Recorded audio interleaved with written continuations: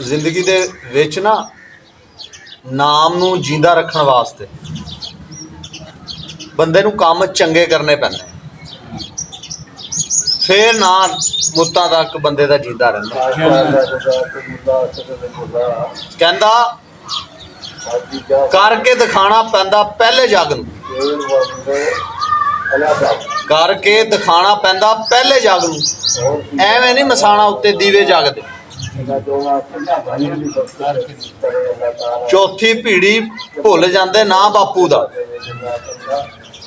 ਜੁੱਲੜਾਂ 'ਚ ਪਿਆਂ ਦੇ ਨਹੀਂ ਮੇਲੇ ਲੱਗਦੇ। ਕੋਈ ਵੀ ਗੱਲ ਹੋਵੇ ਨਾ, ਨਾਮ ਬਣਾਉਣੇ ਬੜੇ ਔਖੇ। ਇਹ ਦੌਲਤਾਂ ਸ਼ੋਹਰਤਾਂ ਨਾਲ ਨਾਮ ਨਹੀਂ ਬਣਦੇ, ਨਾਮ ਕਿਰਦਾਰ ਨਾਲ ਤੇ ਚੰਗੇ ਕੰਮਾਂ ਨਾਲ ਬਣਦੇ ਆ। ਤੇ ਜਿਨ੍ਹਾਂ ਦੇ ਬਣ ਜਾਂਦੇ ਆ ਉਹ 7 ਪੀੜ੍ਹੀਆਂ ਤੱਕ ਰਹਿੰਦੇ ਆ, ਜਿਨ੍ਹਾਂ ਦੇ ਨਹੀਂ ਹੁੰਦੇ ਉਹਨਾਂ ਦੇ 1-2 ਪੀੜ੍ਹੀ ਤੇ ਹੀ ਮੁੱਕ ਜਾਂਦੇ। ਨਾਮ ਬਣਾਉਣਾ ਬਹੁਤ ਔਖਾ, ਦੀਵੇ ਬਾਲਣੇ ਬਹੁਤ ਔਖੇ, ਹਰ ਦੇ ਨਹੀਂ ਬਲਦੇ।